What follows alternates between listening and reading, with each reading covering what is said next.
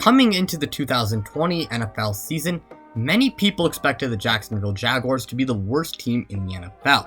And they were right, as they finished the year 1-15, good for worst in the NFL. But today, I wanted to talk about this team and what they should do if they want to be a winning team in the future. So obviously, that is what I'm going to be going over in today's video. But before we do get started, if you guys enjoyed, please make sure to hit the like button as it really helps out the channel. Subscribe if you guys are new and enjoy these videos, as there are more videos like this already on the channel and there will be more in the future, so you will not miss out. I'm trying to reach 1,000 subscribers and it really would mean a lot to me if we could hit that goal. Once we hit 1,000 subscribers, I will react to my first 2 videos I ever made. So if you guys want to see that and enjoy the content on this channel but you have not subscribed yet, please make sure to subscribe. Also, follow me on Twitter if you guys want to see the more personal side of me, and if you guys also want to get channel updates, as on there I do post channel updates and you guys can just see the more personal side of me. It will be in the description below. It is at Rahul_stuff. That it obviously, as I said before, it will be in the description below and you guys can just search it up on Twitter. Also, if you guys have any feedback or video ideas, put them in the comment section below. That way I can provide you guys with the best content available and I can provide you guys with what you want to see. But with all of that being said, let's just get this video started. I want to start out with with this Jacksonville Jaguars roster, and let's start out with James Robinson. James Robinson had an amazing season this year, as he rushed for 1,070 rush yards, 7 touchdowns, and averaged 4.5 yards a carry. This man is a future all-pro running back. I don't care what anyone says. I think he can be a future all-pro. The crazy thing is, he did not even go drafted, and he was an absolute steal for Jacksonville.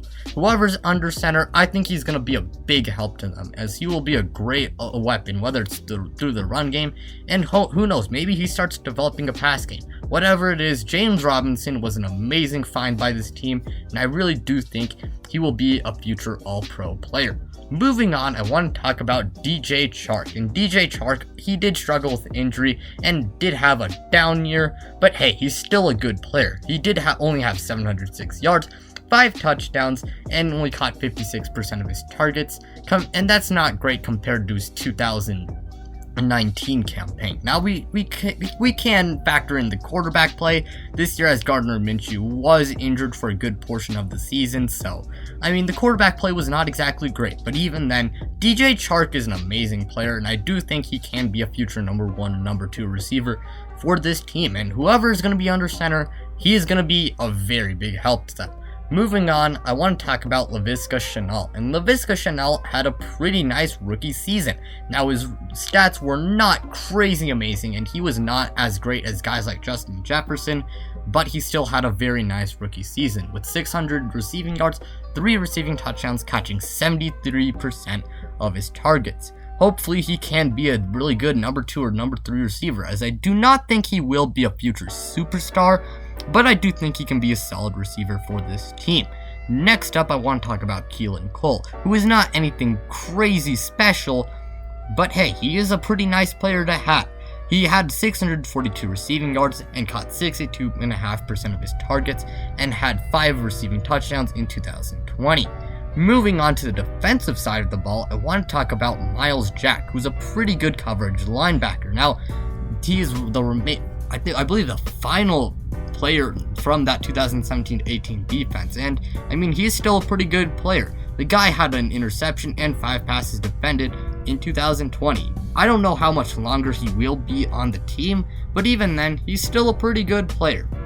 Moving on, I want to talk about Joe Schobert. And Joe Schobert, to me, he might be one of the most underrated players in the NFL. He's a really solid all-around linebacker, but his coverage ability, it's really good. I'm just going to say that he is a really good coverage linebacker.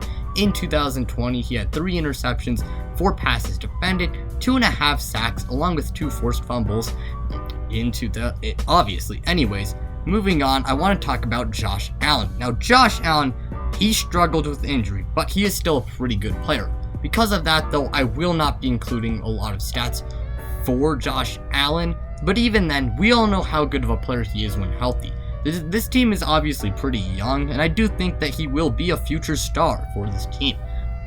The next player and final player I want to talk about is CJ Henderson. CJ Henderson had an okay season. He was not terrible. I mean, he did have an injury that did kind of screw him up. Not only that, but rookie corners do take time to get used to in the NFL, as cornerback is a pretty hard position to play, but he did have an interception and 6 passes defended this past season, and hopefully, as he gets older and gets more experience, he will be a future star for this team. Anyways, moving on, this roster, it's not great. I'm going to be completely real here. It is not a great roster. I mean, there is a reason why they went 1-15. However, they have some nice young talent on this team, and that will obviously be good for the future. So I do think that they should definitely try and develop their young talent. And now in free agency, they got a lot of cap space. And they really do only have one crucial free agent in Keelan Cole, who they might not even bring back depending on how this offseason goes.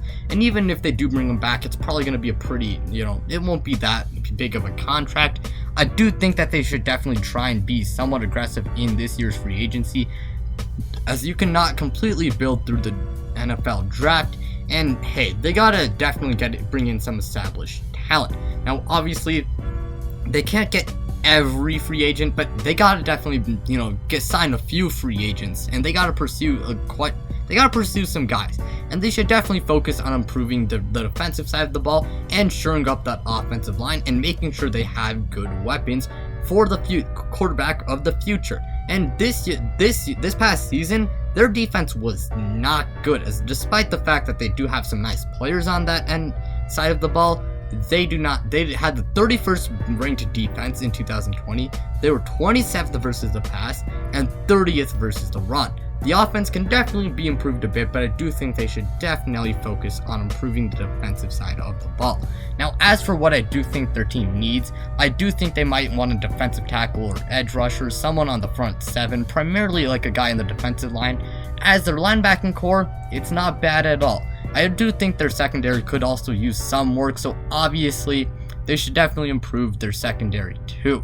Receiving wise, they are not horrible, but they can, it would be nice to obviously try and pursue someone in this year's free agency, but they should not spend a crap amount, their entire, they shouldn't spend way too much money, but they should definitely make sure they have good enough weapons for the quarterback of the future. They also do need a good tight end, as their tight ends are not very good, and their offensive line, it's not terrible, but hey, they could definitely use an offensive tackle. Those are my team needs. As for who I would target in free agency, I would target Anthony Harris, who's a pretty good safety. Xavier Rhodes is also someone who's nice, as he is a good veteran leader, and is also a pretty good corner, as he has been having a pretty good year for Indianapolis. Leonard Williams also had a pretty good year for the New York Giants, so I would obviously try and bring him in for some front 7 help. DeMar Dotson's also a pretty good offensive lineman, and he could also help with the veteran leadership too and establishing a good culture. Hunter Henry is definitely going to be one of the most pursued tight ends in this year's free agency class, as when he is healthy, he is one of the best tight ends in the NFL, and I would definitely pursue him if I'm Jacksonville. Kendall Lamb is also pretty nice offensive lineman, so definitely target him too. Now, you obviously will not get all of those guys, but those are some guys I would definitely target in this year's free agency class. Now, as for who I'd target in the draft, with the first pick, I'm taking a quarterback, no matter what. It doesn't have to be Trevor Lawrence. It should be Trevor Lawrence, as the guy, he is the consensus first pick for a reason, as he is a generational prospect, so they dedicated the entire season to, tanking for him. So I would definitely go with Trevor Lawrence. For the second first round pick they have, I would take the best player available. Now, whoever that is, who knows? I would preferably take an offensive lineman or defensive player. It really just depends on how this year's free agency plays out. If they get some nice free agents, then who knows? Maybe they trade the pick.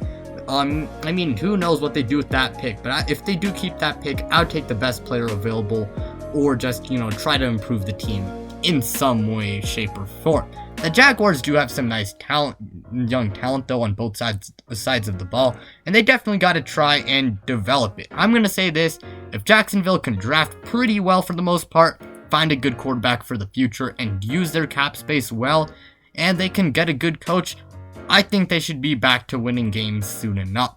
I do think they should focus mainly on the draft and developing their young talent, as they do have some nice young talent. And hey, you can't completely build through free agency either.